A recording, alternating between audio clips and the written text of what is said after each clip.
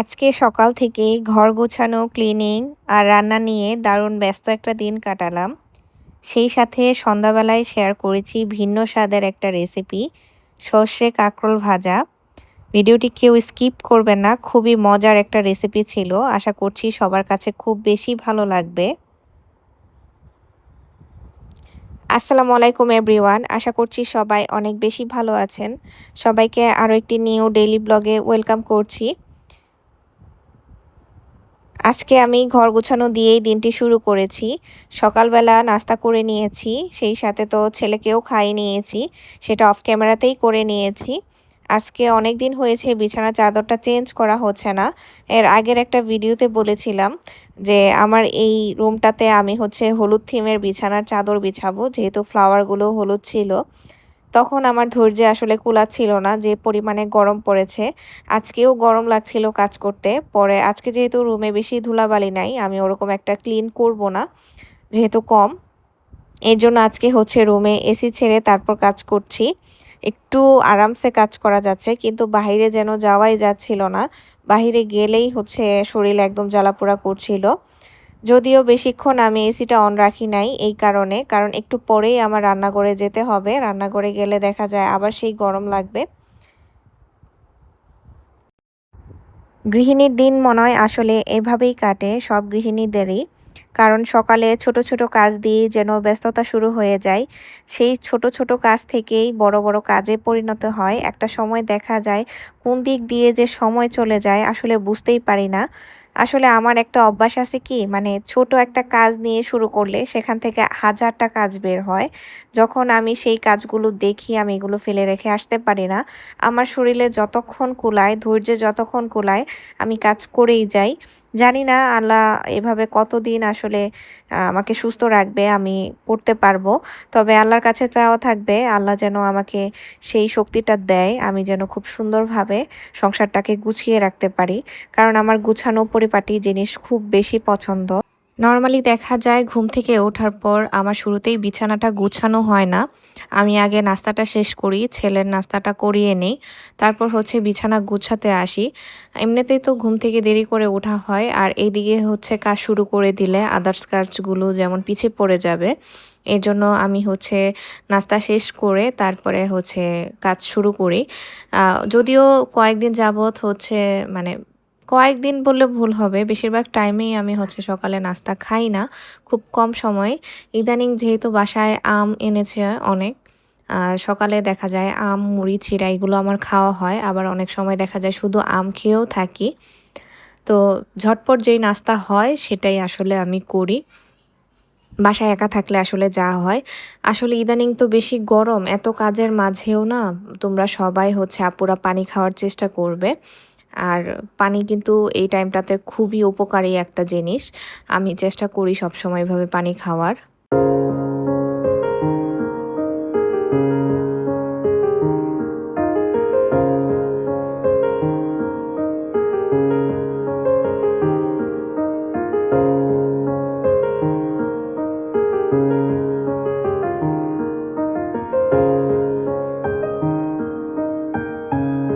মিররে দেখলাম বেশ ধুলো জমেছিল, পরে মিররটা আমি ক্লিন করে নিলাম। এই তো আমার রুম গোছানো কমপ্লিট। তোমরা কিন্তু অবশ্যই কমেন্ট করে জানাবে যে আসলে আমার রুমের লুকটা এখন কেমন লাগছে। আর এই পর্যায়ে এসে আমি সবাইকে মনে করিয়ে দিচ্ছি, আমার সকল ভাইয়া আপুদেরকে যারা এখন পর্যন্ত আমার সাথে আছেন, প্লিজ আমার ভিডিওটি লাইক দিয়ে দেখা শুরু করবেন। সেই সাথে কমেন্ট করে অবশ্যই জানাবেন আজকের ভিডিওটি আপনাদের কাছে কেমন লেগেছে। আর আমার চ্যানেলটি কিন্তু সাবস্ক্রাইব করতে ভুলবেন না। সাবস্ক্রাইব করে কিন্তু পাশে থাকা বেল আইকনটি প্রেস করে দিবেন, যেন পরবর্তী ভিডিও আপলোড করার সাথে সাথে আপনার কাছে নোটিফিকেশন চলে যায়। ঘর গোছানো শেষ করে এখন আমি চলে এসেছি কিচেনে, না হলে বেশ অনেকটা দেরি হয়ে যাবে। যদিও আমার ক্লিনিংয়ের কাজ অনেকটাই বাকি আছে কিছু কিছু, ভাবলাম আগে রান্নাটা বসিয়ে তারপর সেখানে যাওয়া যাবে। আজকে ঝটপট রান্নাটাই সেরে নিব। দুপুরে বেশি ঝামেলা করছি না, মুরগি রান্না করব। মুরগির মাংসে না আমার আসলে গরম মশলা তেমন একটা দিতে ভালো লাগে না, মানে আমার স্মেলটা তেমন একটা বেশি একটা ভালো লাগে না। আসলে মশলাদার খাবার আমার মনে হয় যেটা গরুর মাংস, খাসির মাংস এগুলোর সাথেই বেশি মশলা যায় আসলে। আর মুরগির মাংসে একটু কম মশলা দিলেই ভালো লাগে। আর এখানে আমি শুরুতেই হচ্ছে পেঁয়াজ কুচি দিয়েছি। মুরগির মাংসে আমরা হচ্ছে মেথি ব্যবহার করি, এর জন্য সামান্য পরিমাণে আমি একটু মেথি দিয়ে নিলাম। পেঁয়াজটা আমি একটু ব্রাউন করেই ভেজে নিব।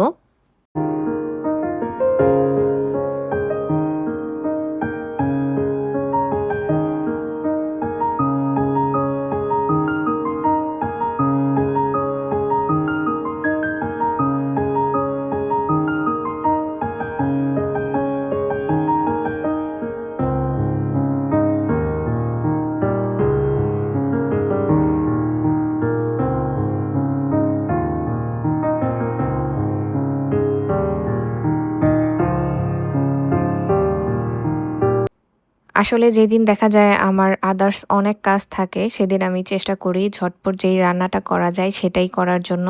আর আমার কাছে মনে হয় মাংস রান্না সবচাইতে বেশি সহজ। এটা বেশি একটা ঝামেলা পোহাতে হয় না। এইজন্যই আজকে ভাবলাম যে একটা তরকারি হচ্ছে দুপুরের জন্য রান্না করে নিই।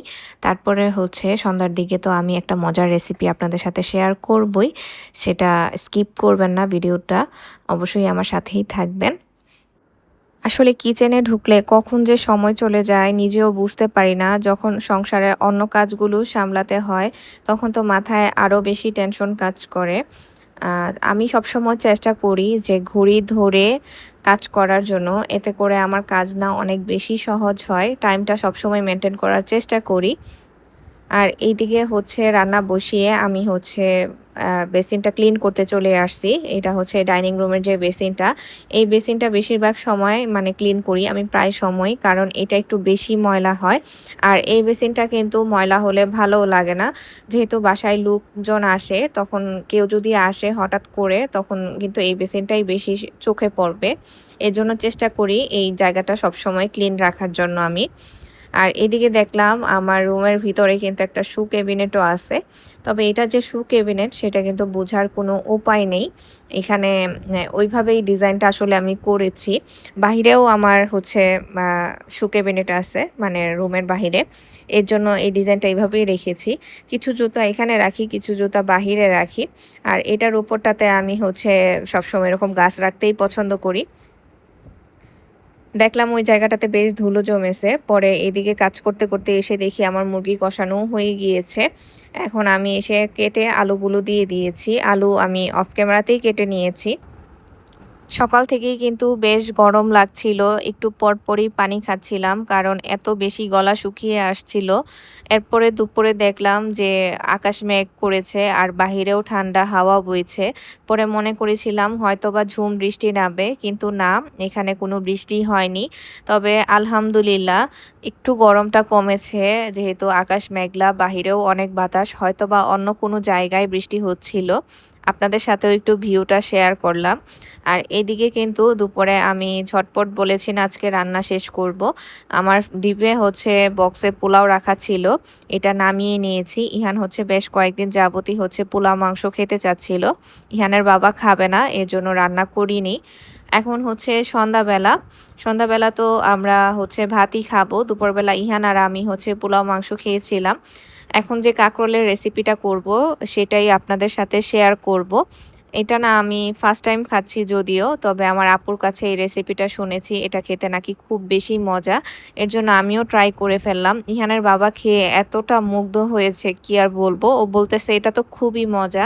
এখন থেকে কাঁকরোল বাসায় আনলে এটাই সবসময় বানাবে। আপনারা দেখতেই পেয়েছেন আমি কাঁকরোলটা কিন্তু কেটে নিয়েছি, ভিডিওতে দেখতেই পেলেন।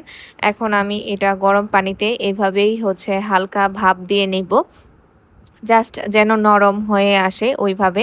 বেশি সিদ্ধ করা যাবে না, বেশি সিদ্ধ করলে আমি এটা যেই প্রসেসে বানাবো সেটা কিন্তু হবে না। কাঁকরোলটা তখন ভেঙে যাবে, মানে পিসগুলো ভেঙে যাবে। তো আপনারা ভিডিওটি দেখতে থাকুন, অবশ্যই আপনারা বুঝতে পারবেন আমি কিভাবে কি করি।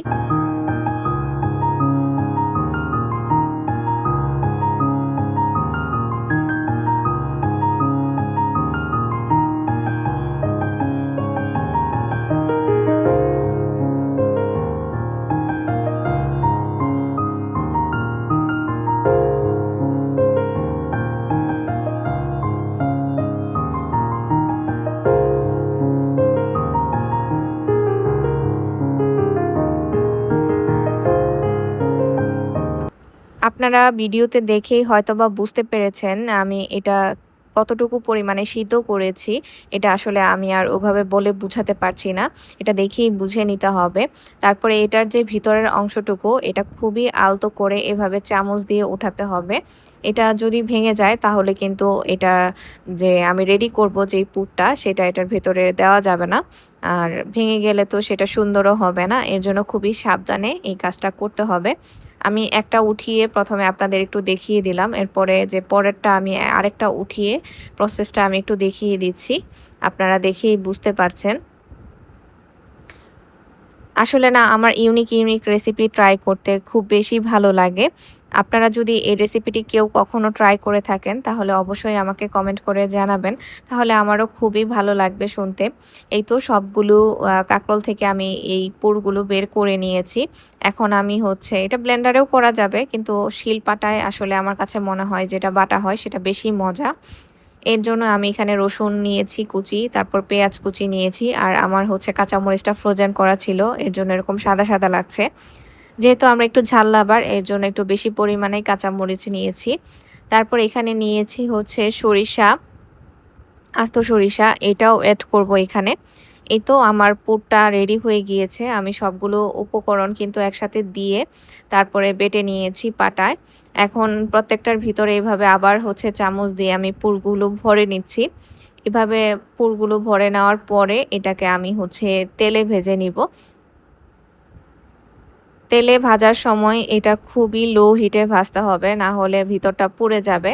এইটা না আমি অনেক জায়গায় শুনেছি অনেকে হচ্ছে এই যে পুর ভরার পরে অনেকে হয়তোবা ভেষনে ডুবিয়ে তারপর তেলে ভাজে। কিন্তু আমার ওইদিন ইচ্ছে ছিল ভেষনে ডুবিয়ে ভাজার জন্য। কিন্তু আমার বাসায় সেদিন আর ভেষন ছিল না। এর জন্য আমি হচ্ছে এভাবেই ভাজছিলাম। যেহেতু আমি ফার্স্ট টাইম রেসিপিটা ট্রাই করেছি, আমি না বুঝি নাই যে এটা আসলে পুড়ে যাবে এত তাড়াতাড়ি। আমি একটু দেরি করে ফেলেছি উল্টানোর জন্য। তবে আপনাদের আমি বলে দিচ্ছি এটা হচ্ছে একদম লো হিটে আস্তে ধীরেই ভাজতে হবে।